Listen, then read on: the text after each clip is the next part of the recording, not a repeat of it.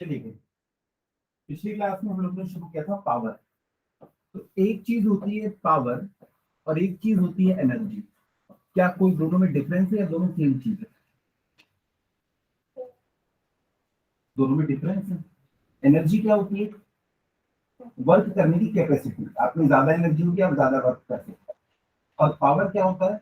Work करने की rate, मतलब कितना जल्दी जल्दी आप काम कर रहे हैं। अगर आप जल्दी जल्दी एनर्जी प्रोवाइड कर रहे हैं मतलब आपका पावर ज्यादा है। अगर आप बहुत स्लोली एनर्जी प्रोवाइड कर रहे हैं यानी कि स्लोली आप वर्क कर रहे हैं, इसका मतलब आपका पावर क्या है? कम। तो जिस स्पीड से आप वर्क कर रहे हैं या जिस स्पीड से आप एनर्जी को कंज्यूम कर रहे हैं, इन्हें क्या कहलाता है? पावर कहलाता है। हाई पावर की मशीन है, मतलब वो हाई एनर्जी को कंज्यूम कर रही है। 1 मिनट तक क्या आप पंखा चलाओ और 1 मिनट तक क्या आप एसी चलाओ, क्या लगता है कौन ज्यादा एनर्जी कंज्यूम करेगा? ऑब्वियसली एसी ज्यादा एनर्जी कंज्यूम करेगा। तो एनर्जी पर यूनिट टाइम किसके लिए ज्यादा है? एसी के लिए। वो ज्यादा एनर्जी पर यूनिट टाइम में खाता है, उसका पावर ज्यादा है। तो पावर समझ गए हम लोग। तो पावर क्या होता है? पावर होता है work done per unit time. एक गिवन टाइम में आपने कितना वर्क किया। जैसे कि मैंने दो बच्चों को काम किया कि आपको ना नोट्स बनाने हैं।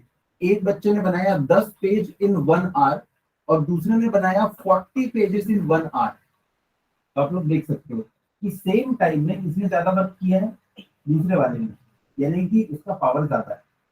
एक में समझ में आ रहा है? तो work done per unit time is power. Definition आती है, बार बार बोल रहा हूँ, डेफिनेशन आता है, इसकी यूनिट्स आती है। और एक और चीज आपको हमेशा पावर में एचपी में निकालने के लिए बोलेगा। तो एक एचपी क्या होता है? 746 वॉट्स। और वाट क्या है? Unit of power. What is the unit of power? What is the unit of power? What is the unit of power? जो क्वेश्चन है वही आंसर है। ठीक है। चलिए, तो यहाँ तक कि हमारा हो गया था। इसके बाद हमने एक चीज और देखी थी कि पावर ना टाइम के साथ चेंज होते रहता है। हमारी गाड़ी हमेशा सेम पावर जनरेट नहीं कर रही। जब आप चालू करते हैं वो अलग पावर जनरेट करती है।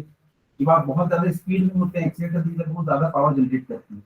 तो किसी एक पर्टिकुलर इंसिडेंट के ऊपर हम पावर कैसे निकालेंगे? तो वो ऐसे निकालते हैं कि छोटे से टाइम में मिला छोटा सा वर्क डन। ये इंस्टेंटेनियस पावर। वैसे बुक में ना तो इसको पावर ही लिख देता है। इसको हम लोग और क्या लिख सकते हैं? Work done. वर्क डन क्या होता है? Force into displacement upon dt। Displacement per unit time को हम क्या कहते हैं? वेलोसिटी। तो इसका एक और फॉर्मूला आ गया, फोर्स इनटू वेलोसिटी। तो ये वाला फॉर्मूला भी इनको याद रखना है। कई क्वेश्चन में आपको वेलोसिटी दे देगा तो आप लोगों को पावर निकालना होगा। ठीक है। इसके बाद ये दो डायग्राम देखिए, ये मैंने बनाया है वर्क और टाइम के बीच में। अभी अभी थोड़ी देर पहले हम लोगों ने देखा कि इंस्टेंटेनियस पावर क्या होता है? Work done per unit time. आप लोगों को मैं बता दूं कि अगर ये यहाँ पे x है और यहाँ पे y है, तो dy बाई dx क्या होता है? स्लोप होता है। तो वैसे ही यहाँ पे देखो, y की जगह पे w है, इसकी जगह पे t है। सर स्लोप कैसे होता है? हमें समझ में नहीं आया। चलो हम समझाते हैं स्लोप कैसे आया। यहाँ पे देखो, किसी भी एक पॉइंट के ऊपर मैंने ना एक टेंजेंट ड्रॉ कर ली। ये देखो, ये टेंजेंट है। इस पॉइंट के ऊपर ये टेंजेंट, इस पॉइंट के ऊपर मुझे उसी के ऊपर स्लोप निकालना था। तो मैं स्लोप कैसे निकाल सकता हूँ? कुछ नहीं रहेगा। तो देखो, स्लोप निकालने के लिए हम लोग क्या करते हैं? सिंपली एक वर्टिकल लाइन खींचते हैं, एक हॉरिजॉन्टल लाइन खींचते हैं। अब देखो ये क्या है? Change in work. तो इसको मैं क्या लिख दूंगा? dw। और ये क्या है? Change in time. इसको मैं क्या लिख दूंगा? dt। अब देखो यहाँ पे एंगल है थीटा, तो यहाँ से tan थीटा आप क्या लिखोगे? Perpendicular upon base. तो dw बाई dt। भाई ये एंगल तो बता रहा है, इसका स्लोप है। तो dw बाई dt क्या हो जाता है? स्लोप। वैसे यहाँ पे y होता है x, तो ये dy बाई dx बन जाता है। तो एक चीज हमेशा याद रखना, dy बाई dx क्या होता है? किसका स्लोप? स्लोप इन एक्स वाई ग्राफ या वाई एक्स ग्राफ, कुछ भी बोल सकते हो। dw बाई dt क्या हो जाएगा? Slope in work time graph. ठीक है। चलो बताओ मुझे, कैसे ही बोल रहा हूँ मैं, D P by D Q, ये क्या हो जाएगा? Slope of P Q graph. जहां पे ये देखो ना, बस पहुंच जाना कि स्लोप की बात कर रहा है। Change in P with respect to change in P, slope की बात कर रहा है। अब देखो, अगर इसकी वैल्यू बहुत ज्यादा होती तो इसका स्लोप भी बहुत ज्यादा होता है। जरा सा ये चेंज हुआ और ये देखो इतना चेंज हो गया, तो ये स्लोप की वैल्यू चेंज हो जाएगी। तो वहां पे आप लिखिएगा स्टार पॉइंट नंबर 1, ये वाला ग्राफ बना लेना, वर्क टाइम वाला। पूछता एग्जाम में कि वर्क टाइम ग्राफ का स्लोप क्या होता है, तो आप बोलेंगे पावर होता है। क्योंकि पावर इज इक्वल टू क्या होता है? D W upon dt। तो लिखिएगा स्टार पॉइंट, क्या हमने पहला स्टार पॉइंट लिख लिया था, पावर इज स्केलर क्वांटिटी। आप चाहे इस डायरेक्शन में जाओ चाहे इस डायरेक्शन में जाओ, ये पावर तो सेम लगेगा। ऐसा तो नहीं कि इस डायरेक्शन में आप गए तो आपको गाड़ी को पावर जनरेट करना पड़ा, इस साइड गए तो बिना पावर की इस साइड पहुंच गए, वापस से गाड़ी में फ्यूल भरे। ऐसा होता है क्या? नहीं होता। दोनों साइड जाने के लिए आपको इंजन चलाना पड़ेगा।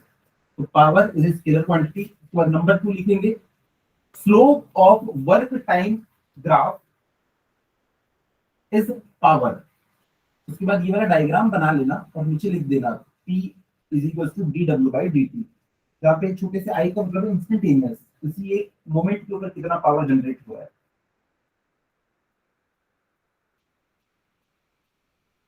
उसके बाद देखो हम लोगों ने ये वाला फॉर्मूला पढ़ा था कल की क्लास में, power is equal to total power is equal to total work upon total time. तो यहाँ से हम लोग क्या लिख सकते हैं, work is equal to P into T. ये देखो यहाँ पे अगर मान लो ये ऐसा ग्राफ बनता तो इसके नीचे का एरिया कितना हो जाता, ये यहाँ पे कोई पावर है और उसमें ये वाला लगा है टाइम टी, तो यहाँ पे ये जो एरिया हो जाता, ये एरिया क्या हो जाता पी इंटू टी, और पी इंटू टी किसके बराबर है, वर्क डन के बराबर है।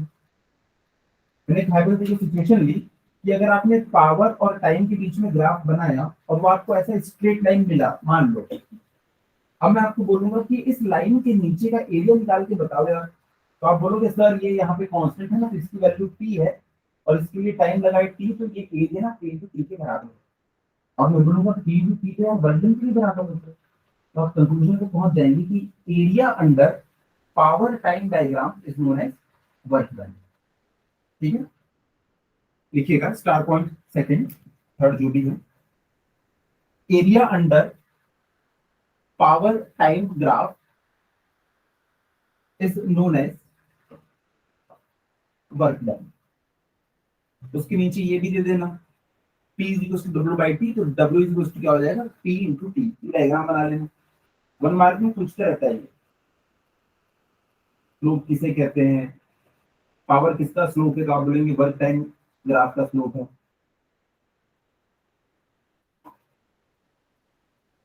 चलिए क्वेश्चन लिखिएगा,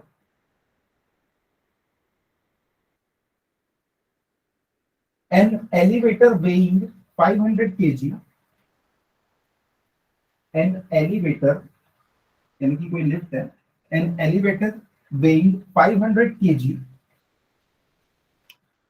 is to be lifted up, is to be lifted up at a constant velocity, at a constant velocity 0.4 meter per second, 0.4 meter per second, full stop. What should be the minimum HP? What should be the minimum HP of the motor to be used? Of the motor to be used.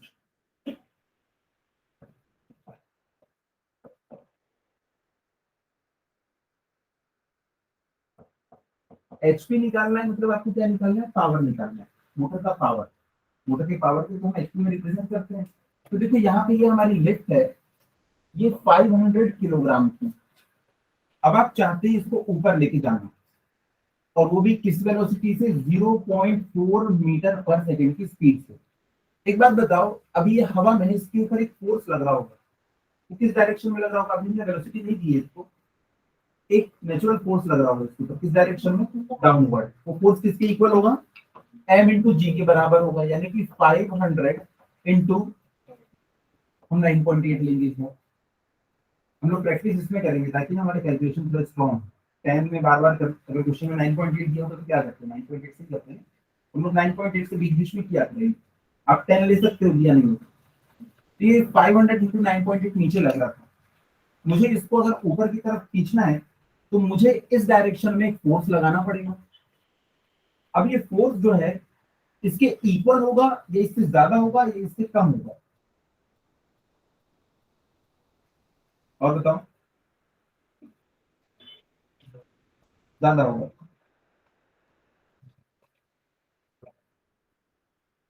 ज्यादा को सबको ऐसे ही लग रहा है।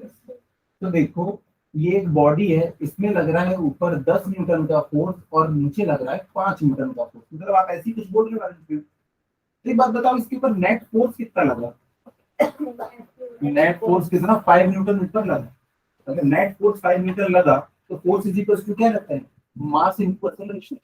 यानी इसके पास एक एक्सेलरेशन भी आ जाएगा, और एक्सेलरेशन का मतलब क्या होता है? Changing velocity. तो क्या कांस्टेंट वेलोसिटी से मूव करेगा? नहीं यार, आपको कांस्टेंट वेलोसिटी से मूव करना है ना, तो एक कांस्टेंट फोर्स, सॉरी, इसके इक्वल आपको फोर्स देना पड़ेगा। नेट फोर्स 0 होना चाहिए। अगर वेलोसिटी कांस्टेंट है तो ये फोर्स और ये फोर्स दोनों इक्वल है। देखना समझ में आया? ये फोर्स और ये फोर्स दोनों इक्वल होंगे। लेकिन एक्चुअल प्रैक्टिस में ना नहीं हो पाता है, क्योंकि फ्रिक्शन वगैरह भी रहता है, फ्रिक्शन भी डाउनवर्ड रहता है, तो उसमें ज्यादा फोर्स के ऊपर खींचना पड़ता है। इसीलिए एक्चुअल प्रॉब्लम में आपको ज्यादा फोर्स लगेगा रियल लाइफ में। लेकिन थ्योरी में यहाँ पे तो कोई फ्रिक्शन वगैरह दिया नहीं, तो जितना फोर्स ये है उतना ही फोर्स ये है। सर ये वाला फोर्स ज्यादा होना चाहिए, अगर ये वाला ज्यादा फोर्स हो गया ना तो वेलोसिटी कंटिन्यूसली बढ़ेगी। ये वाला फोर्स और ये वाला फोर्स इक्वल होंगे। मैंने बताया था ना कि कोई बॉडी चाहे स्टेशनरी हो तो भी वो इक्विलिब्रियम में रह सकती है, और अगर वो मूव कर रही है तो भी इक्विलिब्रियम में रह सकती है। कब? जब नेट फोर्स की वैल्यू 0। अगर नेट फोर्स 0 है इसका मतलब कोई एक्सेलरेशन नहीं है, उसकी वेलोसिटी चेंज नहीं होगी। तो हमें यहाँ पे 0.4 मीटर पर सेकंड से मूव करना था, तो ये वाला फोर्स और ये वाला फोर्स क्या होना चाहिए? इक्वल होना चाहिए, तभी कांस्टेंट वेलोसिटी से मूव करेगा। तो ये वाले फोर्स की वैल्यू भी कितनी आ गई? 500 इंटू 9.8। अब देखो फोर्स दिया है आपको और ये दिया है, आप पावर निकाल सकते हो। एक फॉर्मूला पढ़ा था हम लोगों ने थोड़ी देर पहले, फोर्स इंटू वेलोसिटी, याद आ रहा? ये वाला फॉर्मूला। इस बार आपको वेलोसिटी दिए तो आप ये वाला लगाओ। अगर डिस्प्लेसमेंट देता तो मैं ये वाला फॉर्मूला लगाता, फोर्स इंटू डिस्प्लेसमेंट और टाइम दे देता। मैंने 500 न्यूटन का फोर्स लगाया तो बॉडी 3 मीटर मूव करी 5 सेकंड में, ऐसा पूरा डेटा देगा। तो ये फॉर्मूला लगाएंगे। इसमें वेलोसिटी दी है तो नीचे वाला बताइए कितना पावर की मोटर की जरूरत होगी यहाँ पे। ऐसा करके आप लोग जैसे किसी एलिवेटर में जाते हैं तो उसमें लिखा रहता है मैक्सिमम 1800 केजी लिखा होता है। आप बैठ के वहीं पे कैलकुलेशन कर लेना तुरंत, पापा इसमें इतने एचपी की मोटर लगी हो।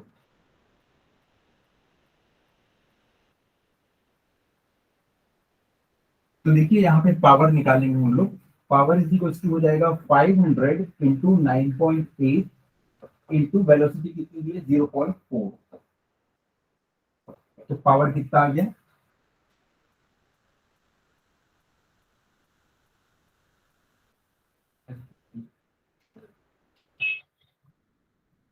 नहीं यार, 500 इंटू ऑलमोस्ट 10 है ये, तो 5000 इंटू 0.4 यानी कि 2000 के आसपास आना चाहिए।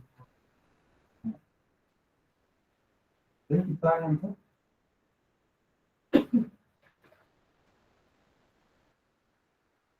1960 वाट में। क्या ये आंसर है? ये फाइनल आंसर नहीं, इसने एचपी में पूछा है और हमको पता है एक एचपी इज इक्वल टू कितना होता है? 746 वाट। तो इसको भी एचपी में हम लोग निकाल सकते हैं। तो P इज इक्वल टू 1960, क्या करेंगे? डिवाइड करेंगे या मल्टीप्लाई करेंगे? 746 से डिवाइड करेंगे या मल्टीप्लाई करेंगे? डिवाइड होगा ना। एचपी जो है बड़ी यूनिट है, एक एचपी में बहुत सारे वाट्स हैं। इतने सारे वाट हो तो ये कम एचपी बनेगा ना आगे चलकर। 746 एक वाट बनता है।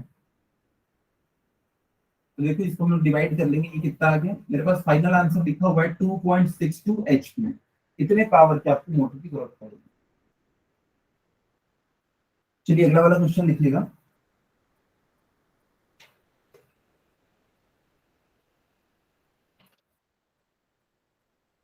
A person weighing 70 kg, 70.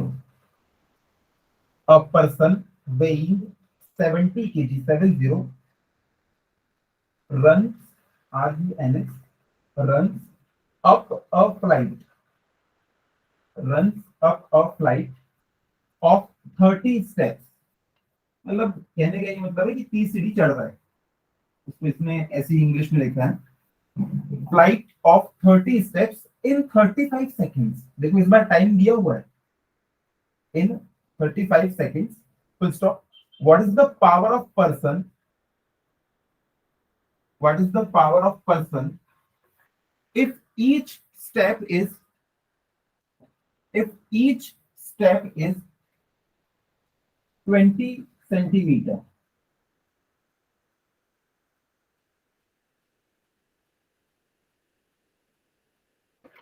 Solve करो। एक 70 किलो का आदमी है, वो 30 सीढ़ियां चढ़ रहा है 35 सेकंड में, और हर सीढ़ी की हाइट है 20 सेंटीमीटर। तो बताओ उसका पावर कितना?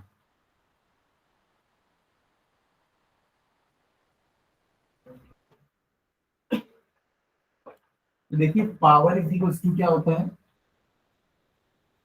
Work done per unit time. तो power is equal to force into displacement per unit time. तो power is equal to force into D upon T. उस बेचारे को कौन सा फोर्स है जो कि ऊपर जाने से रोक रहा है? Gravitational force. उसको उसके इक्वली फोर्स लगाना पड़ेगा। तो फोर्स कितना लग रहा है? एम इंटू जी। के अगेंस्ट ही उसको काम करना है, ग्रेविटी के अगेंस्ट। तो फोर्स हो जाएगा एम इंटू जी। डिस्टेंस उसने कितनी कवर की? 600। क्योंकि देखो भले वो यहां से लेके यहां पे पहुंचा है, लेकिन ग्रेविटी के अगेंस्ट उसने कितनी डिस्टेंस कवर करी है? कितनी हाइट? ग्रेविटी के अगेंस्ट उसने कितनी हाइट अचीव की? समझ लो 30 स्टेप्स इन टोटल। एक स्टेप जो है वो 20 सेंटीमीटर का है, और टोटल ऐसे 30 स्टेप्स हैं। वो कितना ऊपर चला गया होगा? डिस्प्लेसमेंट उसका कितना हुआ होगा? 20 इंटू 30, यानी कि 600 सेंटीमीटर। या इसको हम क्या लिख सकते हैं? 6 मीटर। क्योंकि यहाँ पे जी को हम लोग मीटर में यूज करने वाले हैं, इसलिए इसको मीटर में करना है। तो फोर्स कितना लगाया उसने? एम जी 70 इंटू क्या करें 10 रखें 9.8 रखें, क्या इच्छा है? 9.8। प्रैक्टिस हार्ड करना हमेशा। तो 70 इंटू 9.8। एग्जाम में 10 लिख लेना क्योंकि यहाँ पे कुछ दिया नहीं। तो ये उसने फोर्स लगाया, उसका डिस्प्लेसमेंट कितना हुआ? 6 मीटर। और इसके लिए उसने कितना टाइम लिया? 45 सेकेंड। करो डिवाइड बाय 35 से तो 2 टाइम्स चला जाएगा। 2 इंटू 9.8 इसको कर लेंगे हम लोग, कितना जाएगा? 19.6। 19.6 इंटू 6 कितना आ गया? 2.4 को जैसे माइनस करना पड़ेगा इसमें से, 120 में से। तो 117.6। देखो ऐसी हो गया 117.6 वाट। कैसे किया मैंने? 35 से 70 दो बार चला गया, मल्टीप्लाई 19.6। 20 में कितना कम है? 0.4।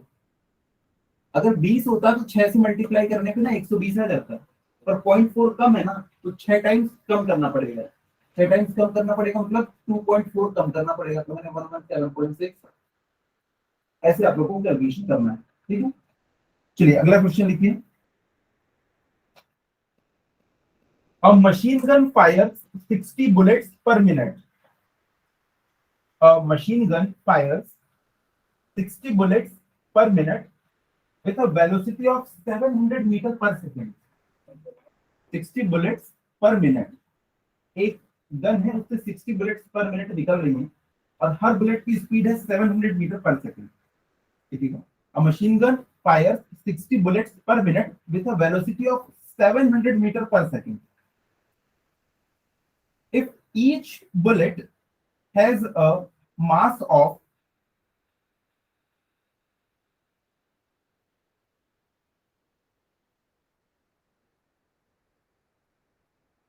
if each bullet has a mass of 50 gram, find the power. Find the power developed by the gun. Developed by the gun. तो देखो इस क्वेश्चन को हम कैसे करेंगे। आप हमेशा लिखते हो power is equals to work done per unit time. Work क्या होता है? It is a form of energy. ये पेन यहाँ पे रखा हुआ है, इसके पास कौन सी एनर्जी? Potential energy. जब ये नीचे गिरेगा ना तो वहां पे कुछ डैमेज करेगा, इसमें कुछ ना कुछ वर्क किया। अगर ये बहुत स्पीड से जाएगा, इससे टकराएगा, इसने अपनी एनर्जी को ट्रांसफर कर दी, इसने कुछ वर्क किया। पिछले केस में देखो, जब वो ऊपर चढ़ रहा था तो उसके पास कौन सी एनर्जी बन रही थी, पोटेंशियल एनर्जी। तो ऊपर आपने वर्क डन की जगह पे क्या रखा है, देखो ये mgh पोटेंशियल एनर्जी। ऊपर चढ़ेगा तो कौन सी एनर्जी आएगी, पोटेंशियल एनर्जी। लेकिन अगर वो मूव करेगा तो कौन सी एनर्जी, काइनेटिक एनर्जी। तो वर्क डन को ना हम लोग को बस एनर्जी के फॉर्म में लिखना है, कभी पोटेंशियल हो जाएगा कभी वो काइनेटिक हो जाएगा। इस वाले केस में देखो बुलेट हॉरिजॉन्टली निकल रही है, हर बुलेट के पास स्पीड कितनी 700 मीटर पर सेकंड, यानी कि बुलेट उनको ना काइनेटिक एनर्जी दे रही है। बुलेट उनको काइनेटिक एनर्जी दे रही है मतलब कुछ ना कुछ वर्क कर रही है। बुलेट के पास कौन सी एनर्जी है, काइनेटिक एनर्जी। खुद ने डेवलप नहीं की, तो बुलेट गन ने दी है वो एनर्जी। तो हम लोग यहाँ भी क्या लिखेंगे, इस बार हमारे फॉर्मूले में work done half M V square. हर बुलेट के पास इतनी एनर्जी है, और एनर्जी उसको कहाँ से मिली, गन से। तो गन ने जितनी एनर्जी दी यानी कि उसने उसने उतना ही वर्क किया। ठीक है, तो हर बुलेट के पास इतनी एनर्जी है, और ऐसी कितनी बुलेट निकल रही है, 60। और कितनी देर में निकल रही है, लेकिन यहाँ पे हम लोग सेकंड में लेते हैं टाइम को हमेशा, तो सेकंड 60, तो 60 कर जाएगा। देखो मैं फिर से बता रहा हूँ इसको हमने कैसे सॉल्व किया, कि जो गन है ना वो बुलेट्स को एनर्जी दे रही है, यानी कि उनके ऊपर वर्क कर रहे हैं। तो वर्क क्या हो जाएगा, जो एनर्जी उसने उनको प्रोवाइड की। बुलेट्स के पास कौन सी स्पीड है, एनर्जी, काइनेटिक एनर्जी। वो एनर्जी उनको कहाँ से मिली, गन से। गन ने उनके ऊपर वर्क किया, तो देखो ये एनर्जी उनके पास आ गई। ऐसी कितनी बुलेट है, 60। और ये कितनी देर में निकल रही है, 60 सेकंड में निकल रही है। तो देखो टोटल हमारी गन ने इतनी एनर्जी ना खर्च कर दी, 60 बुलेट्स निकाली उसने, और हर एक को इतनी एनर्जी दी, और ये काम उसने कितनी देर में किया, 60 सेकेंड्स में किया। तो हमने नीचे डिवाइड बाय 50। तो क्वेश्चन का सॉल्यूशन समझ में आया। वर्क डन की जगह पे मैंने यहाँ पे काइनेटिक एनर्जी क्यों लिखी, क्योंकि वो वर्क किसके ऊपर कर रही है, बुलेट्स के ऊपर। और बुलेट उस एनर्जी को लेके क्या करेगी, काइनेटिक एनर्जी के रूप में उसको उसको चेंज कर लेगी, जो उसके ऊपर वर्क डन है। पिछली बार देखो जो आदमी वर्क डन कर रहा था वो काय में कन्वर्ट हो गया, पोटेंशियल एनर्जी में। तो आपने ऊपर क्या रखा, पोटेंशियल एनर्जी। उसने जो भी वर्क किया वो उसकी पोटेंशियल एनर्जी के फॉर्म में स्टोर हो गया। जैसे कि एक गोले को जब आप पीछे खींचते हैं, तो आपने जो भी उसके ऊपर वर्क किया वो उसकी पोटेंशियल एनर्जी में कन्वर्ट हो जाता है, स्प्रिंग के जैसे। तो उसमें वर्क डन कितना हो जाएगा, स्प्रिंग में, स्प्रिंग के लिए वर्क डन कितना होता है, आपके एक्स स्क्वायर। यहाँ पे बुलेट थी, बुलेट के पास कौन सा है, kinetic energy, half M B square. आदमी ऊपर चढ़ गया तो उसके पास कौन सी एनर्जी, पोटेंशियल एनर्जी। अगर ये हमने स्प्रिंग को खींच लिया होता तो स्प्रिंग पोटेंशियल एनर्जी ऊपर क्या लिखते हैं, हाफ के एक्स स्क्वायर। तो ऊपर वर्क डन है, वर्क डन कहाँ से मिलता है हमको, एनर्जी को खर्च करने पे मिलता है। जितनी एनर्जी खर्च हुई उतना ही वर्क डन, जितने पैसे खर्च होते हैं उतनी तो सामान मिलता है ना। बस यहाँ पे हमने क्या किया, ऊपर में kinetic energy, total kinetic energy ये एक बुलेट की है मल्टीप्लाइड बाय 60, और ये बुलेट्स कितनी देर में निकली, 60 सेकंड में। ठीक है, कितना समझ में आया? चलो सॉल्व करो इसको, थोड़ा आंसर बताओ।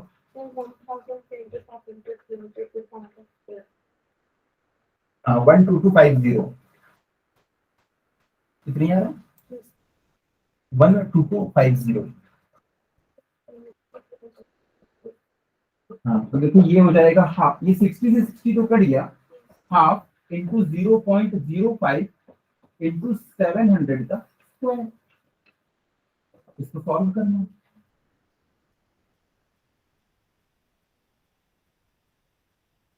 चलिए अगला क्वेश्चन लिखिए, इसको सॉल्व कर लेंगे तो आपका आंसर आ जाएगा 12250 what.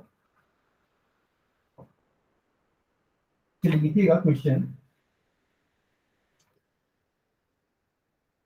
an elevator can carry an elevator can carry a maximum load of a maximum load of हाँ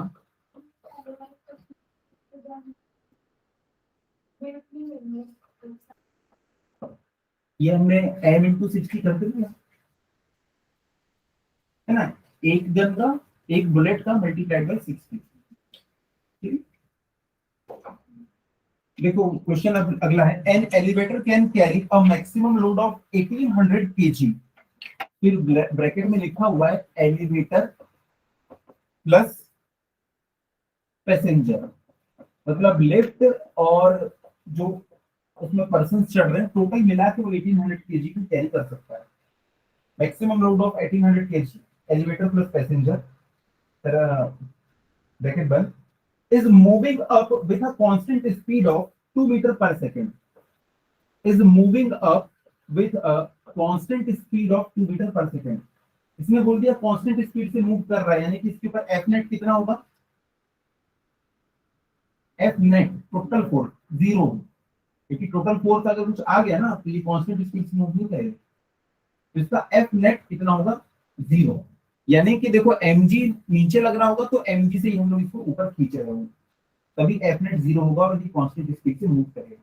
आप लोग को कांस्टेंट स्पीड से जब मूव करना होता है तो आप लोग एक्सीलरेटर को एकदम कांस्टेंट रखे रहते हैं, इसको कंटिन्यूअसली बढ़ाते रहते हैं।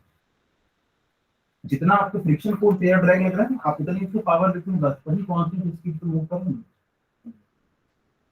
चलिए लिखिएगा, moving up with a constant speed of 2 metre per second, full stop, the frictional force opposing the motion, the frictional force opposing the motion is 4000 Newton. 4000 Newton. Full stop. Opposing the motion, the frictional force opposing the motion is 4000 Newton. Full stop. Determine the minimum power of motor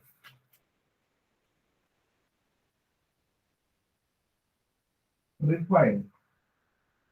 अब इसमें देखो friction का भी एक force आ गया, friction का force किस direction में लगेगा, ऊपर की तरफ या नीचे की तरफ, क्यों नीचे, हाँ क्योंकि लिफ्ट ऊपर जा रही है, क्वेश्चन में लिखा है मूविंग अप, तो फ्रिक्शन का फोर्स कहाँ लगेगा, नीचे की तरफ लगेगा यार, 4000 न्यूटन। अब कांस्टेंट स्पीड से मूव करना है। अब मुझे बताओ यहाँ पे ऊपर जो फोर्स लग रहा है ये वाला फोर्स, ये एफ एल मतलब लिफ्ट का फोर्स, इसकी वैल्यू कितनी होनी चाहिए ताकि कांस्टेंट स्पीड से मूव करे, ये कांस्टेंट स्पीड से कब मूव करेगा, जब एफ नेट जीरो होगा, नीचे की डायरेक्शन के फोर्स इक्वल टू ऊपर की डायरेक्शन के फोर्स। तो देखो नीचे की डायरेक्शन में क्या क्या लग रहा है, mg प्लस 4000, ये कांस्टेंट स्पीड से कब मूव करेगा, जब इसके ऊपर नेट फोर्स की वैल्यू जीरो हो। नेट फोर्स जीरो का मतलब क्या होता है, किसी एक डायरेक्शन में एक साइड लगने वाले सारे फोर्स इक्वल टू दूसरे साइड में लगने वाले सारे फोर्स। तो देखो ये डाउनवर्ड लग रहा है, इसकी डायरेक्शन तो आपने बताई, ये 4000 नीचे लगेगा, तो नीचे लगेगा, लिफ्ट ऊपर जा रही है। ये वाला फोर्स नीचे क्यों लग रहा है भाई, ग्रेविटेशन फोर्स में तो हमेशा नीचे लगेगा, और अगर आपको लिफ्ट ऊपर ले जाना है तो ऑब्वियसली वाला फोर्स ऊपर लगेगा। और क्वेश्चन में बोल दिया कांस्टेंट स्पीड से चलाओ, तो कांस्टेंट स्पीड से कब चलेगा, जब इस डायरेक्शन के फोर्स इक्वल टू इस डायरेक्शन के फोर्स।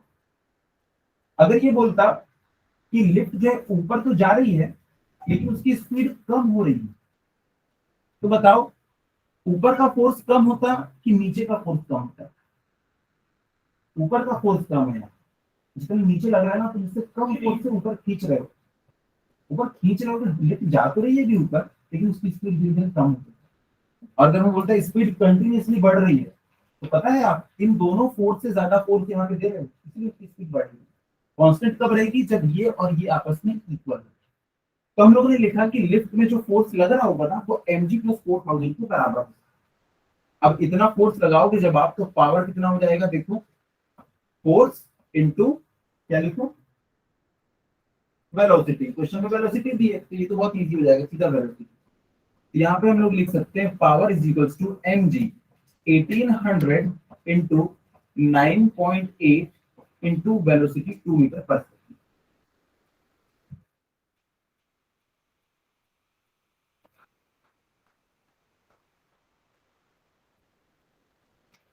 कितना आ जाएगा ये,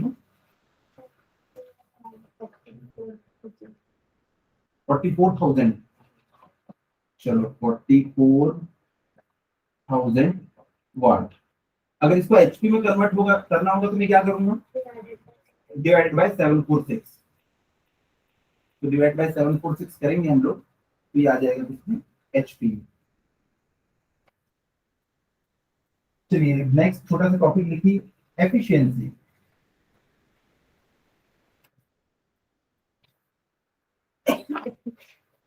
एफिशिएंसी,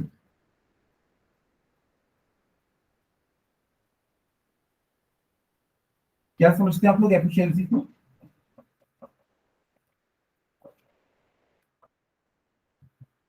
इसे हम ना ऐसे सिंबल से रिप्रेजेंट करते हैं, ईटा से। ईटा से क्या कहते हैं इसे? ईटा।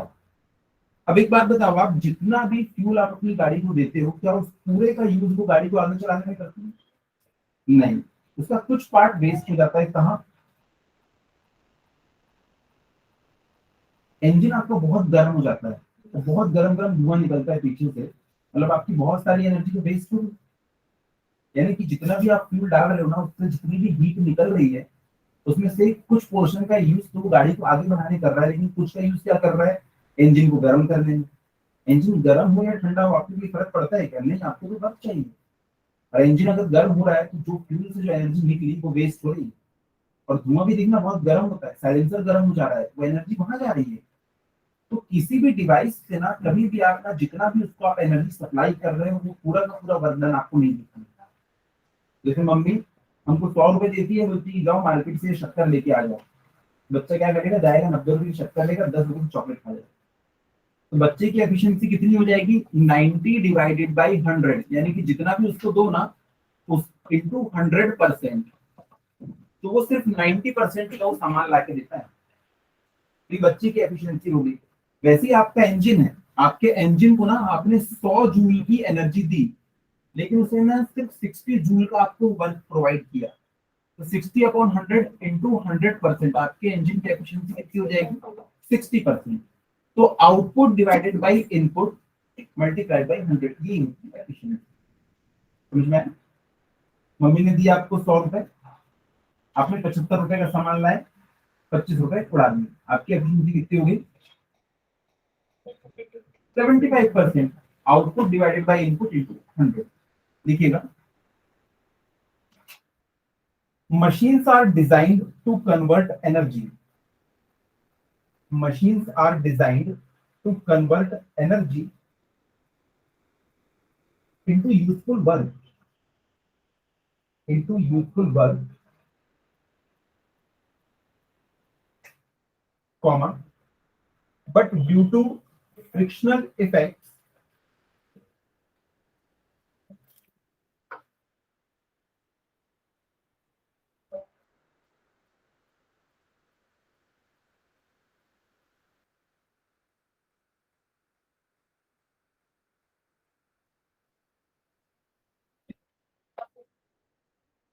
but due to frictional effects,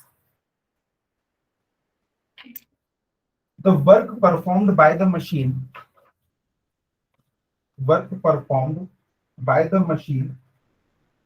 is always less than, is always less than the energy given to machine, always less than energy given to the machine. Next time लिखिएगा, एफिशिएंसी ऑफ मशीन, हम formula लिख रहे हैं, efficiency of machine is equals to output upon input into 100%। या इसी को हम लोग क्या बोल सकते हैं? Work done plus energy input into 100%। Machine से हमको वर्क डन मिलता है, हमको एनर्जी देते हैं। आपकी बाइक को देखो, आपने केमिकल एनर्जी दी थी उसके फॉर्म में, उसने आपको वर्क डन फोर्स दिया, जिससे आपका डिस्प्लेसमेंट हुआ, तो वो वर्क डन देती है, हम उसको एनर्जी देते हैं। हमारी बाइक वगैरह की एफिशिएंसी कितनी है पता है आपको? आप उसमें जैसे 100 रुपए का पेट्रोल डलवाते हैं ना, तो एक्चुअली कितने रुपए के पेट्रोल का आपको वर्क डन मिलता है? करीब 30 से 35 रुपए की पेट्रोल का आपको वर्क डन मिलता है। बाकी 65 रुपए का जो पेट्रोल होता है ना, वो जो जलता है, उससे आपका इंजन गर्म होता है, या साइलेंसर गर्म होता है, या जो धुआं जो गर्म गर्म निकलता है उसमें वेस्ट हो जाता है। 35% एफिशिएंसी होती है हमारे बाइक के इंजन की। ठीक है, चलिए अब नेक्स्ट टॉपिक लिखिएगा कोलिजन। नेक्स्ट हमारा टॉपिक है कोलिजन।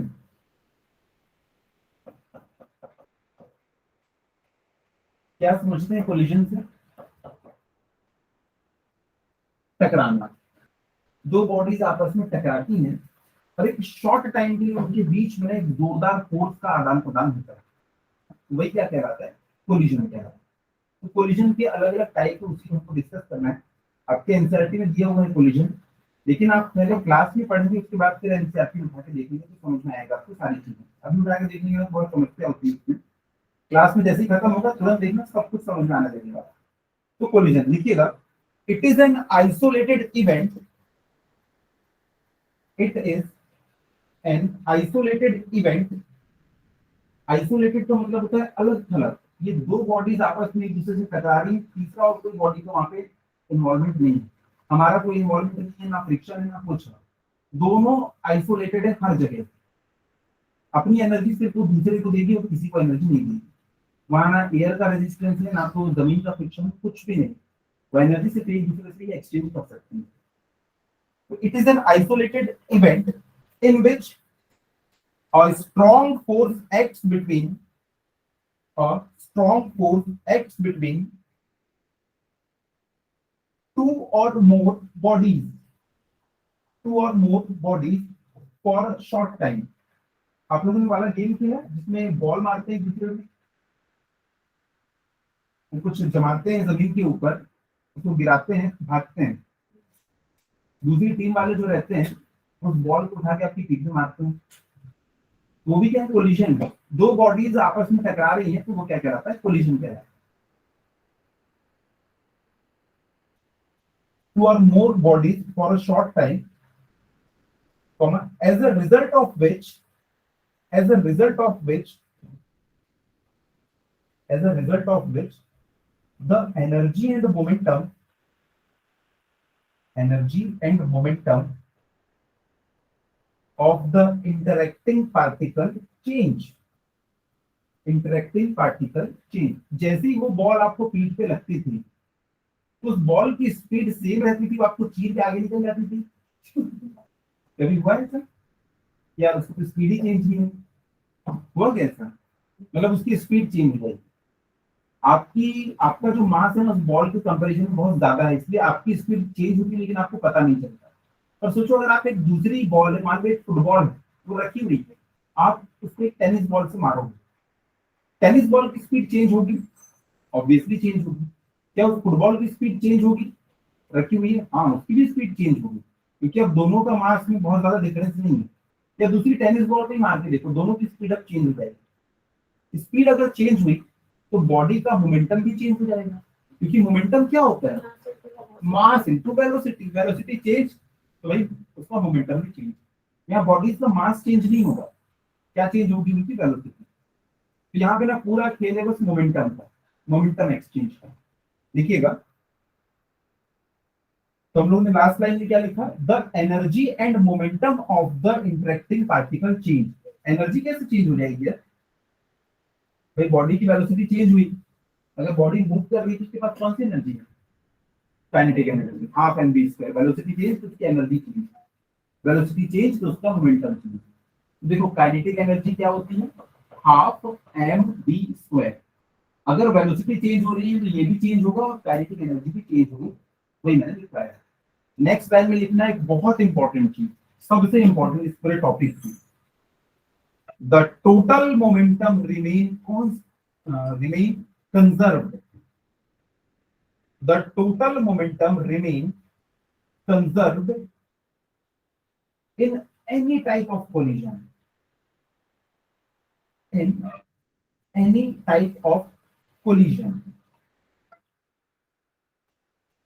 तो मैं कोई सा भी कोलिजन आपको पढ़ाऊं, मैं आपको पूछूंगा, बहुत जोर देके पूछूंगा, बताओ क्या इसमें कंजर्व रहा है? तो आप बोलेंगे हाँ, क्योंकि सर आपने पहले लिखवा दिया था कि मैं कोई भी कोलिजन पढ़ाऊं उसमें मोमेंटम क्या रहने वाला है?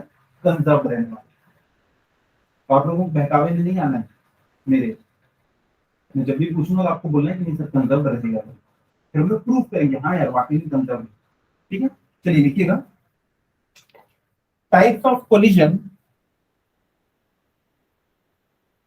Types of collision on basis of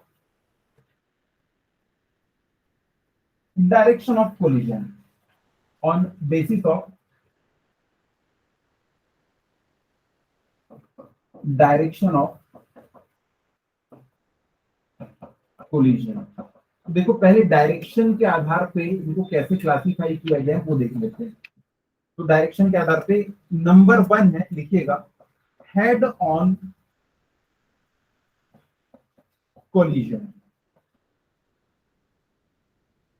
head on collision, head on collision का ये मतलब होता है कि अगर यहाँ पे दो बॉडीज थी, ये देखो ये एक बॉडी है, ये एक दूसरी बॉडी, ये दूसरी बॉडी,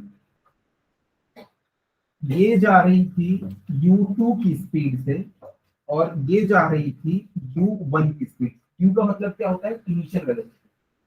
भैया ये हमारी बॉडी 1 है, ये हमारी बॉडी 2 है, तो इसकी इनिशियल वेलोसिटी क्या होगी? u1। इसकी इनिशियल वेलोसिटी क्या होगी? u2। और हमने यहाँ एज्यूम किया कि u1 ज्यादा है u2 से, तो थोड़ी देर के बाद तो ये इससे टकराने वाली है। तो जैसे ही ये इससे टकरा जाएगी तो थोड़ी देर के बाद देखो क्या होगा।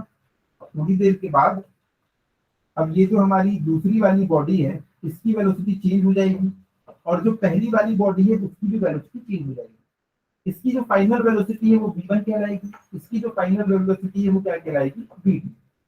देखो u1 से v1 हो गई, इसकी u2 से v2 हो गई, दोनों की वेलोसिटी चेंज हो गई। इनिशियल वेलोसिटी, फाइनल वेलोसिटी, हमें नहीं पता कि कितना क्या हुआ, बस वेलोसिटी चेंज हो गई।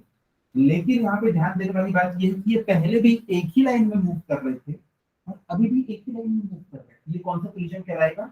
Head on collision. अगर ये जिस डायरेक्शन में पहले मूव कर रहे थे अभी भी दोनों उसी डायरेक्शन में मूव कर रहे हैं तो ये हेड ऑन कोलिजन कहलाता है। देखिएगा, if the motion of colliding particle, if the motion of colliding particle before and after the collision, before and after the collision is along the same line, is along the same line, then it is said to be head on, then it is said to be head on or one dimensional collision. इसको one dimensional collision कहेंगे, एक ही dimension में यार।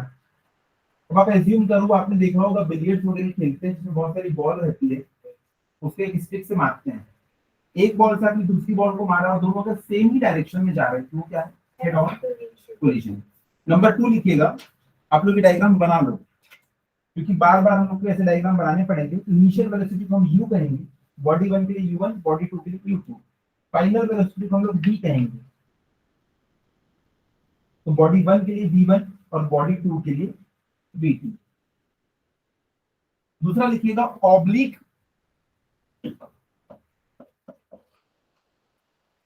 Oblique OBLIQUE collision.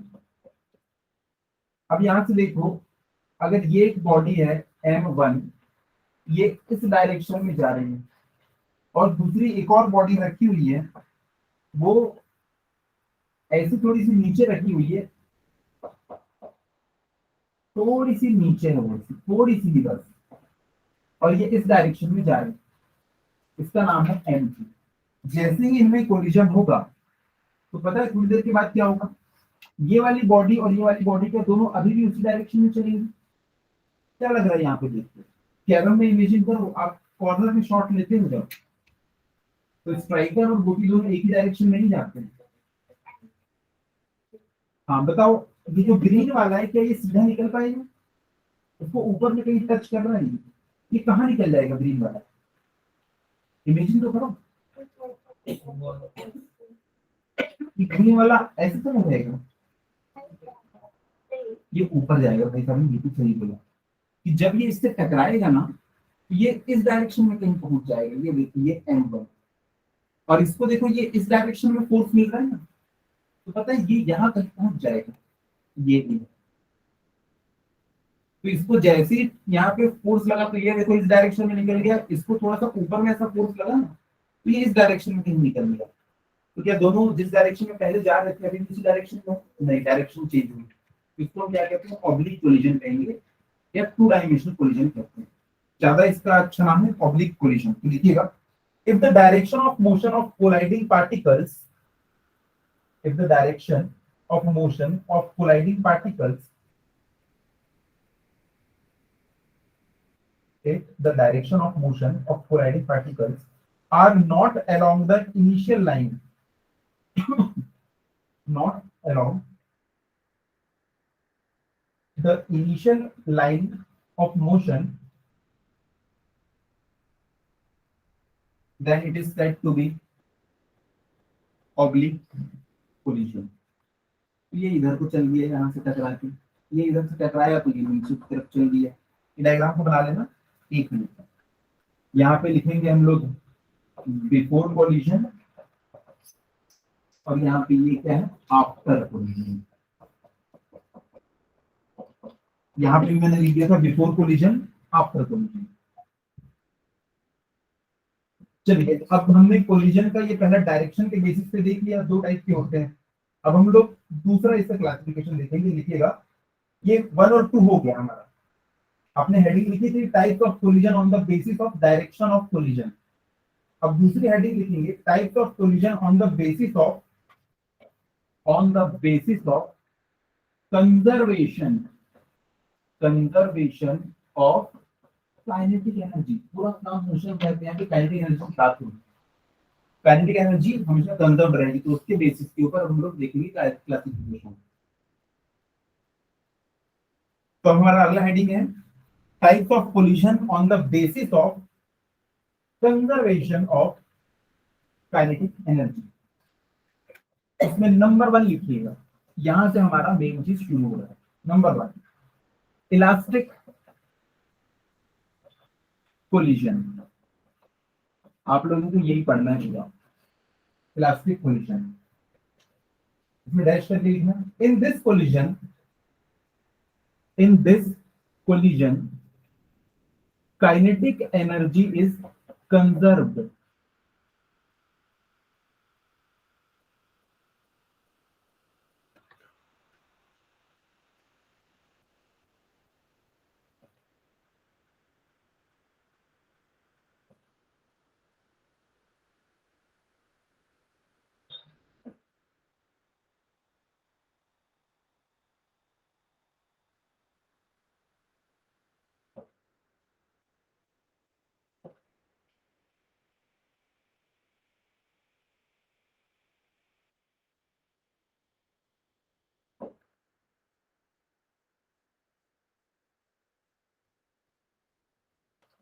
ये देखो, यहाँ पे ना मैंने बहुत सारे ऐसे रस्सी बांधी, उसके साथ में ये स्टील की बॉल्स बना के रखी। ये वाला एक्सपेरिमेंट आपने देखा क्या होता है इसमें? हाँ, कौन सी? ये वाली लास्ट वाली। जब इस वाली बॉल को मैं उठाऊंगा और देखो इस वाली बॉल को मैंने उठाया और ऐसा रख दिया, अब जैसे ही मैं इसको छोड़ूंगा तो ये इससे जाके स्ट्राइक कर जाएगी। अब इसने अपनी सारी एनर्जी इसको प्रोवाइड कर दी, लेकिन ये तो अभी मूव नहीं कर सकती, तो ये अपनी पूरी एनर्जी इसको दे देती है, तू निकल जा बहन, मैं तो नहीं जा पाऊंगी आगे। ये बोलती मेरे आगे से कोई और ही अपनी एनर्जी इसको दे देती है, ये अपनी एनर्जी इसको, ये अपनी एनर्जी इसको। तो ये ढूंढती सामने मैं किसे एनर्जी दूं? अरे कोई बचा नहीं, तो उस एनर्जी का मुझे ही यूज करना पड़ेगा और ये आगे निकल जाती है। तो ये चारों अपनी जगह ना बनी रहती है और ये बॉल आगे निकल जाती है। तो बहुत अच्छा लगता है देखने में, ये आके जैसी टकराती है ये इधर की तरफ निकल जाती है। तो यहाँ पे ये कौन सा कोलिजन कहलाता है? Elastic collision. क्योंकि यहाँ पे जो इसकी काइनेटिक एनर्जी थी, जो इसकी स्पीड थी ना, उसी स्पीड से ये इधर जाती है। ये वापस से आके जब इसमें टकराती है तो ये अपनी एनर्जी इसको, ये अपनी एनर्जी इसको, ये अपनी एनर्जी इसको, ये अपनी, और ये वापस से उसी स्पीड से यहाँ पहुंचता है। तो देखो, काइनेटिक एनर्जी जो हमेशा कंजर्व है। आपने एक बॉडी से दूसरी बॉडी में कोलिजन के थ्रू एनर्जी को सप्लाई कर दिया। यहाँ पे काइनेटिक एनर्जी कैसे सप्लाई हो रही है? कोलिजन के थ्रू, टकरा रही है बॉडी। तो काइनेटिक एनर्जी एक बॉडी से दूसरी बॉडी में जा रही है, लेकिन कभी चेंज नहीं हो रही। आइडियल केस में ऐसे होगा, लेकिन रियलिटी में ऐसा नहीं होता। क्योंकि एयर रेजिस्टेंस वगैरह के कारण बॉल छूट जाते हैं। एक में समझ में आया? तो लिखिएगा in this collision kinetic energy is conserve. तो इसमें हम लोग लिखेंगे kinetic energy before is equals to kinetic energy after. Before और आफ्टर का क्या मतलब है? ये देखो इसके पास यहाँ जैसे ये टकराई यहाँ पे जाके जो इसकी काइनेटिक एनर्जी थी, वापस से जब ये बॉल यहाँ नीचे गिरेगी इसको सेम काइनेटिक एनर्जी वापस से मिल जाएगी। तो पहले जो उसकी एनर्जी थी बाद में उसकी वही एनर्जी है। ये तो समझ में आया? यही हम लोगों को पढ़ना है। दूसरा लिखिएगा in elastic collision. In elastic collision,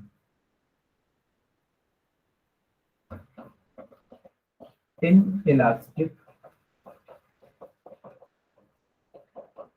collision, इसमें लिखिएगा in this collision kinetic energy is not conserved, not conserved.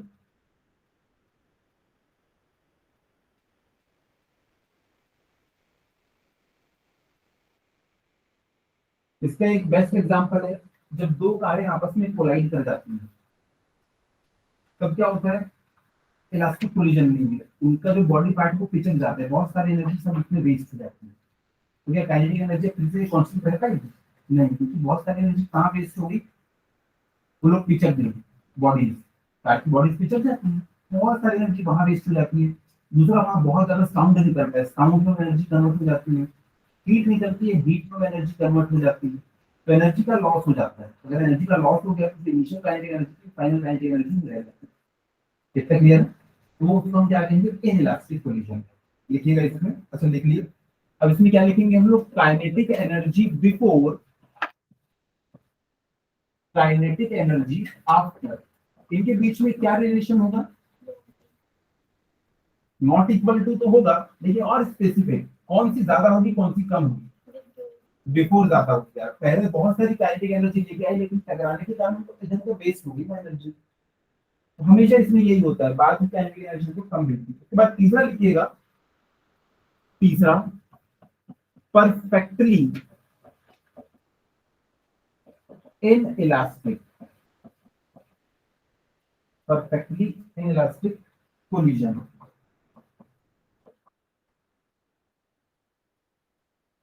देखो दो कारें थी, एक कार आगे चल रही थी, एक कार पीछे चल रही थी। ये कार आगे थी, ये कार पीछे थी, दोनों एक ही रास्ते पे जा रही थी, ज्यादा स्पीड से कम स्पीड से। ये इसके ऊपर जैसी टकराएगी, मान लो ये थी 60 की स्पीड में और ये थी 40 की स्पीड में, ये भी इधर ये भी इधर। तो क्या होगा? ये इससे जैसी टकराएगी इसकी स्पीड थोड़ी सी बढ़ जाएगी, इसकी स्पीड कम हो जाएगी। लेकिन पता है बहुत सारी एनर्जी वहां पे वेस्ट हो गई इसमें टकराने के कारण, टकराने के कारण बहुत सारे बॉडी पार्ट पिचक जाएंगे। तो ये हमारा इनइलास्टिक हुआ। लेकिन अब देखो क्या होगा कि यहां से मान लो ये कार जा रही है, ये कार जा रही है मान लो 20 की स्पीड पे, या ये साइकिल जा रही है 20 मीटर पर सेकंड की स्पीड से। यहाँ पे आप खड़े, आपने क्या लिया है हाथ में? गोबर की बॉल ली। जैसे आप गोबर की बॉल इसके ऊपर मारेंगे साइकिल से जो आपका दोस्त जा रहा है, क्या लगता है गोबर की बॉल क्या होगा? टकरा के बाउंस बैक होगी, क्या हो जाएगी? वो चिपक जाएगी।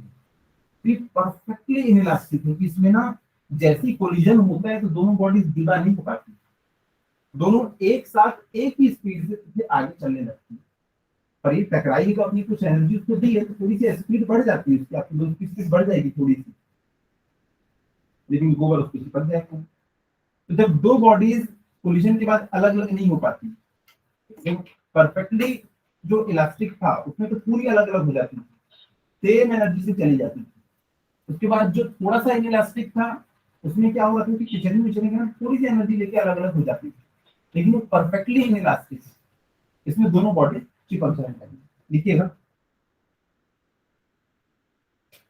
इन this collision two bodies stick together, stick together. In this collision, two bodies stick together or move with same velocity, or move with same velocity. चलिए, तो 3 केसेस हम लोगों ने देख लिए। अब इस वाले केस को हमको ना अच्छे से डिस्कस करना है। परफेक्टली इलास्टिक कोलिजन को हम लोग पढ़ने वाले हैं। इलास्टिक कोलिजन लिख दिया हम लोग, परफेक्टली इलास्टिक ही लिखिएगा। हेडिंग परफेक्टली इलास्टिक कोलिजन, नहीं perfectly elastic head on collision. एक ही डायरेक्शन में मूव करेंगे लोग टकराने के बाद। हेड ऑन का मतलब समझ गए ना, कि कोलिजन होने के बाद वो एक ही डायरेक्शन में चलते रहते हैं जो पुरानी वाली डायरेक्शन में थी। तो परफेक्टली इलास्टिक लिखिएगा इसमें। Let two bodies of masses m1 and m2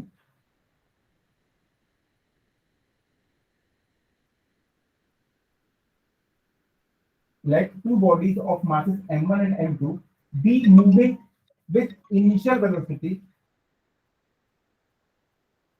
with initial velocity u1 and u2 u1 and u2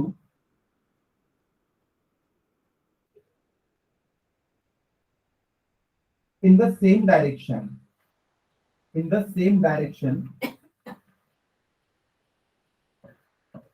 and collide such that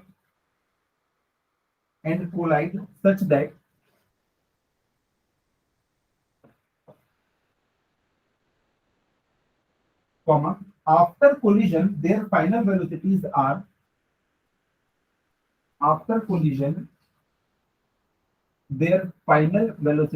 are v1 and v2 and v2।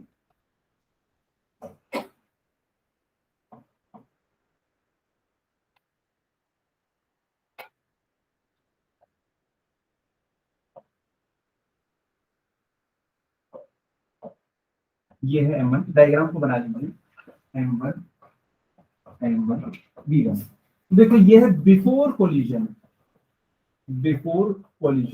Collision के पहले ये थी इनकी speed.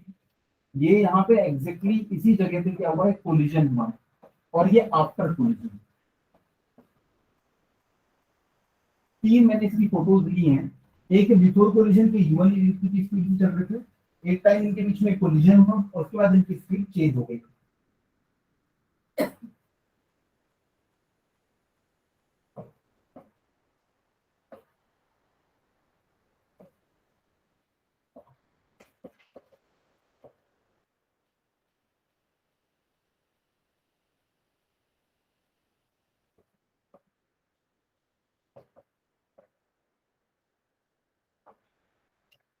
Bye law of conservation of momentum. देखो यहाँ पे कोई भी एक्सटर्नल फोर्स नहीं है, हम कोई फोर्स नहीं लगा रहे, ना फ्रिक्शन है ना कुछ है।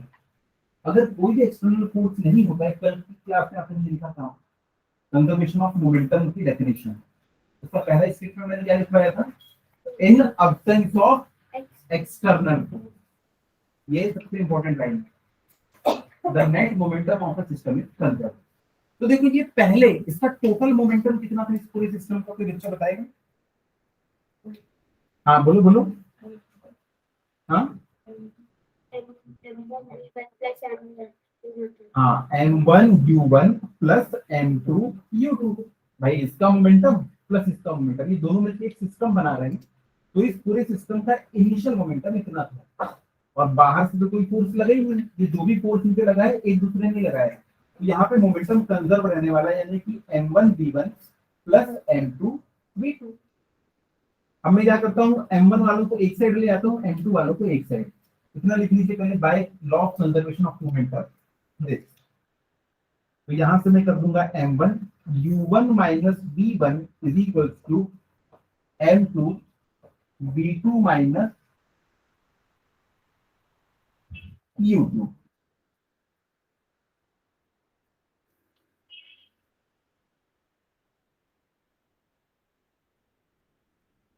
क्या बाहर से कोई नेट फोर्स वगैरह लगा है? नहीं। अगर कोई नेट फोर्स नहीं लगा है तो क्या इस पूरे सिस्टम की काइनेटिक एनर्जी चेंज हो सकती है? याद करो वो समय जब हम लोगों ने पढ़ा था कि नेट फोर्स के कारण जो वर्क डन होता है वो किसके बराबर होता है, चेंज इन काइनेटिक एनर्जी के इक्वल होता है। क्या यहाँ पे कोई नेट फोर्स है? नहीं, बाहर से कोई फोर्स ही नहीं आएगा। यानी कि यहाँ पे काइनेटिक एनर्जी की क्या रहेगी, कंजर्व। जब बाहर से किसी ने कोई एनर्जी दिया ही नहीं तो इसकी एनर्जी कोई कांस्टेंट रहने वाली नहीं। कौन सी एनर्जी है इसके पास, काइनेटिक। तो जो पहले काइनेटिक एनर्जी थी बाद में भी वही काइनेटिक एनर्जी रहेगी, क्योंकि बाहर से कोई एनर्जी आई ही नहीं, कोई फोर्स नहीं लगा है, ना अंदर कोई फ्रिक्शन विक्शन है। तो लिखिएगा by law of conservation of kinetic energy. हाँ देखो ये m1 u1 को तो मैंने यही रहने दिया, इस वाले को इस तरफ ले गया तो m1 कॉमन निकलेगा और u1 माइनस v1। अब इस वाले को इधर ले गया तो v2 तो पहले से ही u2 उधर गया इसलिए माइनस। नेक्स्ट लाइन में लिखिएगा by law of conservation of kinetic energy. अब law of conservation of kinetic energy सब बच्चे यहाँ पे लिख सकते हैं, हाफ m1 u1 का square plus half m2 u2 का स्क्वायर। भाई इनिशियली इतनी काइनेटिक एनर्जी थी, m1 के पास इतनी काइनेटिक एनर्जी, m2 के पास इतनी काइनेटिक एनर्जी। जब इसमें कोई बाहर से फोर्स नहीं लगा है, अंदर कोई फ्रिक्शन नहीं है, तो ये half m1 v1 square plus half m2 v2 square के इक्वल हो गया। फिर से वही काम हम लोग करेंगे, हाफ m1 u1 का स्क्वायर माइनस v1 का square is equal to half m2 v2 का स्क्वायर माइनस u2 का स्क्वायर। ये हो जाएगी हमारी इक्वेशन नंबर 2, और इससे पहले जो हम लोगों ने लिखा था वो थी इक्वेशन नंबर 1। अब इसके बाद हम लोग करेंगे equation number 2 divided by equation number 1। तो मैं क्या लिख दूं, हाफ m1, इसको मैं लिख सकता हूं क्या, u1 minus v1, u1 plus v1 लिख सकता हूं ना। A square minus b square क्या होता है, a minus b a plus b is equals to half m2 v2 minus u2 v2 plus v2। और इस इक्वेशन को डिवाइड कर रहे हैं इक्वेशन नंबर 1 से, तो देखो यहाँ पे क्या आ जाएगा, m1 u1 माइनस v1, ये इक्वेशन की पीछे पेज पर रख के देख लेंगे। और इस साइड में क्या था, राइट हैंड साइड उस इक्वेशन का m2 v2 माइनस u2।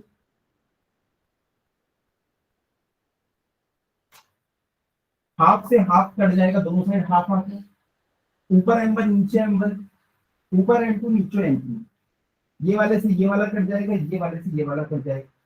तो आखिर हमारे पास क्या बचेगा, क्या कॉपी हो गई, इसका बहुत इंपॉर्टेंट रिजल्ट आने वाला है हमारे सामने।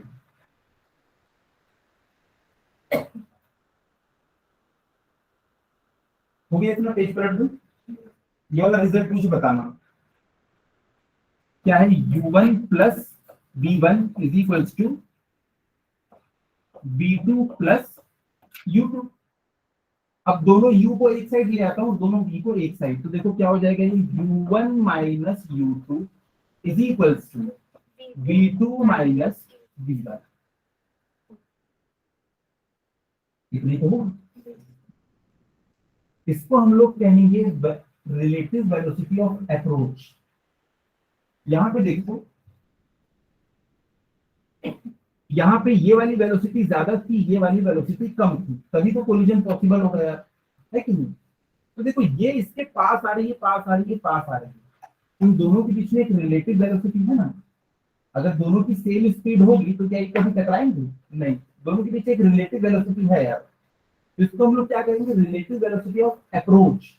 ये इसकी तरफ अप्रोच कर रहा है, और यहाँ पे देखो क्या होगा, जब ये जैसे ही टकरा गए, अब सामने वाला तो पहले से काइनेटिक एनर्जी थी, उसको पीछे से एक फोर्स और लग गई, तो उसकी स्पीड क्या हो जाएगी, बढ़ जाएगी। तो देखो अब वो ज्यादा स्पीड से आगे की तरफ बढ़ जाएगी, ये बेचारा जो धक्का दिया उसकी स्पीड क्या हो जाएगी, कम हो जाएगी। तो यहाँ पे अब इनके बीच स्पीड बढ़ेगी या कम होगी,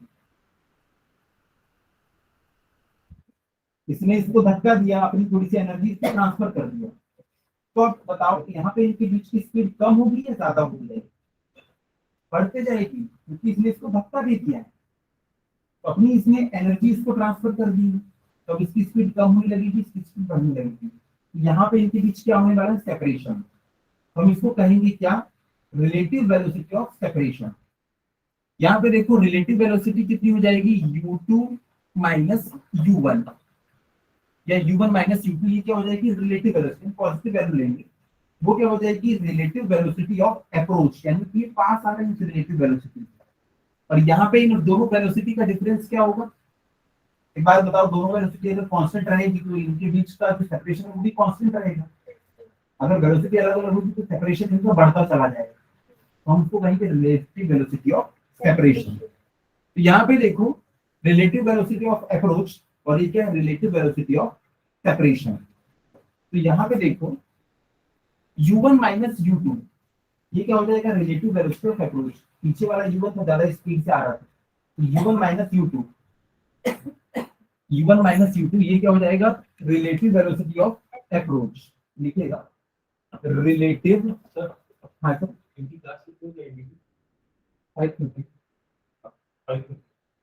रिलेटिव वेलोसिटी ऑफ अप्रोच, और ये क्या हो जाएगा, रिलेटिव वेलोसिटी ऑफ सेपरेशन। क्या ये चीज समझ में आई? पहले वो एक दूसरे के पास आ रहे थे, जैसे ही टकराए तो ये वाला आगे निकल गया, ये वाला पीछे रह गया। तो यहाँ पे ये दोनों एक दूसरे के पास आ रहे थे, इसलिए रिलेटिव वेलोसिटी ऑफ अप्रोच। टकराने के बाद क्या हुआ, ये तो पीछे रह गया, ये आगे की तरफ बढ़ गया, तो ये सेपरेट हो रहे हैं, तो वो रिलेटिव वेलोसिटी ऑफ सेपरेशन। तो इस इक्वेशन से हमको ये पता चला कि रिलेटिव वेलोसिटी ऑफ अप्रोच और रिलेटिव वेलोसिटी ऑफ सेपरेशन दोनों इक्वल होते हैं। तो हम लोगों को क्या दिएगा, ये हमेशा ना 3 वेलोसिटीज दिया होगा और बोलेगा बताओ चौथी वेलोसिटी कितनी है, तो हम इसी से हम लोग निकाला करेंगे। एकदम फॉर्मूला इजी है। टकराने से पहले दोनों की स्पीड का आप लोग बोल लेंगे डिफरेंस, पॉजिटिव लेना है हमेशा, बड़े में से छोटा को माइनस कर देना। यहाँ पे भी क्या करोगे, फाइनल वेलोसिटीज का डिफरेंस ले लो, बड़े में से छोटा को माइनस कर देना, क्योंकि पॉजिटिव वैल्यू लेना है। चौथी वेलोसिटी हमेशा निकल जाएगी। इतना क्लियर है? लिखिएगा, hence relative velocity of separation is equal to the relative velocity of approach. Hence relative velocity of separation, exam में ये डेरिवेशन आता है, prove that relative velocity of separation is equal to the relative velocity of approach। तो आप इसी तरीके से derive करेंगे। तो हम लोगों ने लिखा hence relative velocity of separation is equal to the relative velocity of approach, full stop। This is called Newton's law of impact। This is called Newton's law of impact or Newton's law of elastic collision। Newton's law of elastic collision। Newton's law of elastic collision। अब इसमें एक note point लिखेंगे जिसकी definition आपको final exam के पहले एक ना एक बार किसी न किसी एग्जाम में जरूर पूछेगा, किसी भी एग्जाम में तो पूछेगा जरूर। देखिएगा, no the ratio of relative velocity, the ratio of relative velocity of separation to the relative velocity of approach is known as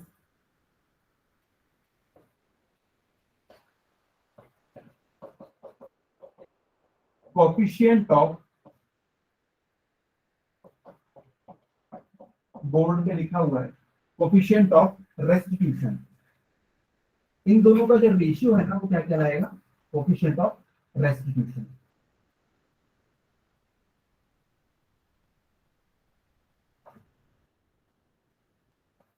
तो यहाँ पे स्टार पॉइंट,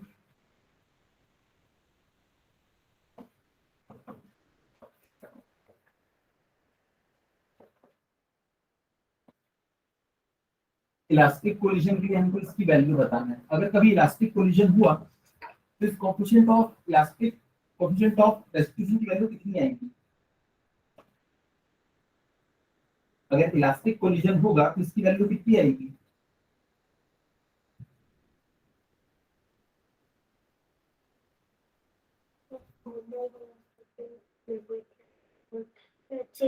इसकी वैल्यू कितनी आएगी?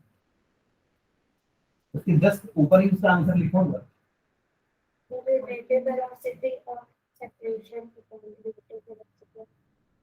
हाँ, तो जब इलास्टिक कोलिजन होता है तो ये दोनों क्या होती हैं आपस में? इक्वल। ये दोनों इक्वल है। देखो इलास्टिक कोलिजन के लिए हम लोगों ने हेडिंग क्या लिखी थी, इलास्टिक कोलिजन। तो इलास्टिक कोलिजन में हमारे पास रिजल्ट क्या है, तो ये दोनों इक्वल होती है। अगर ये दोनों इक्वल है तो ये कैपेसिटी क्या आ जाएगा, 1। तो यहाँ पे लिखो E is equals to 1 for elastic collision. E is equals to 1 for elastic collision.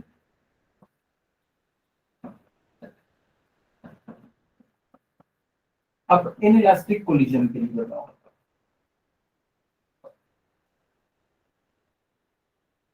देखो इलास्टिक कोलिजन होगा ना तो वो अपनी एनर्जी पूरी की पूरी उसमें ट्रांसफर कर देगी और एकदम मस्त स्पीड से वो आगे निकल जाएगी। लेकिन यहाँ पे ढंग से इलास्टिक हुआ ही नहीं, तो क्या ये पूरी की पूरी एनर्जी ट्रांसफर कर पाएगी? तो क्या वो सामने वाली वेलोसिटी, सामने वाला जो बॉडी है, क्या उसी वेलोसिटी से आगे भाग पाएगा, सेपरेट हो पाएगा? नहीं हो पाएगा। तो यहाँ पे हमको इसकी वैल्यू क्या मिलेगी, 1 से,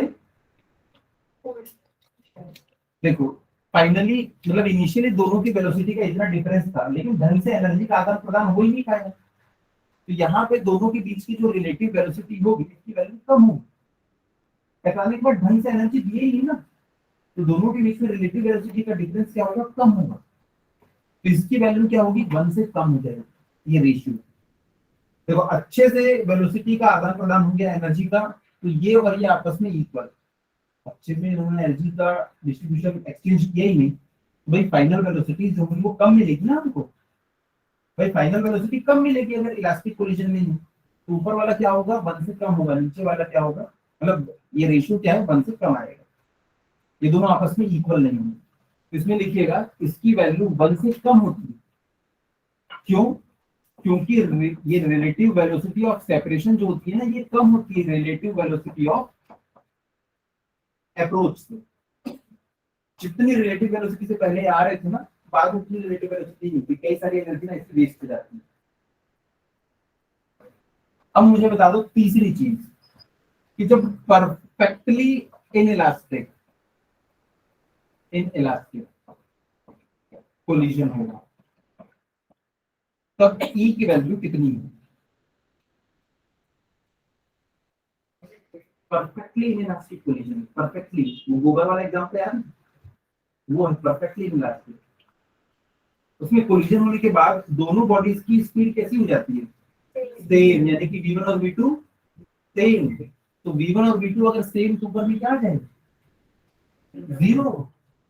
दोनों तो एक साथ चिपक के चल रही है ना, तो E की वैल्यू कितनी हो जाती है, 0। तो देखो परफेक्टली इलास्टिक है तो 1, परफेक्टली इनइलास्टिक है तो 0। लेकिन रियल लाइफ में परफेक्टली इनइलास्टिक, परफेक्टली इलास्टिक कुछ होता नहीं है, तो हमेशा हमको इसकी वैल्यू ना 1 से कम मिलती है, 0 से ज्यादा नहीं। ठीक है, तो ऑब्जेक्टिव में कॉम्पिटिटिव एग्जाम में एक बार पूछा भी है, in real life the value of coefficient of distribution lies equal to 1, equal to 0, between 0 and 1। तो आप क्या लगाएंगे, between 0 and 1। Real life perfectly elastic, perfectly inelastic जैसी कोई चीज नहीं। ठीक है, तो यहाँ तक के आप लोग रिवाइज करके आएंगे, इसके बाद ही अगली क्लास सॉल्यूशन की आप लोगों को समझ में आएगी। इसके बाद हम लोगों को और ऐसे डेरिवेशन करना है। कल के दिन मैं क्लास रखूंगा और कल इस चैप्टर का एंड हो जाएगा। ठीक है, चलिए फिर मिलते हैं लोग अगली क्लास में। थैंक यू बच्चों।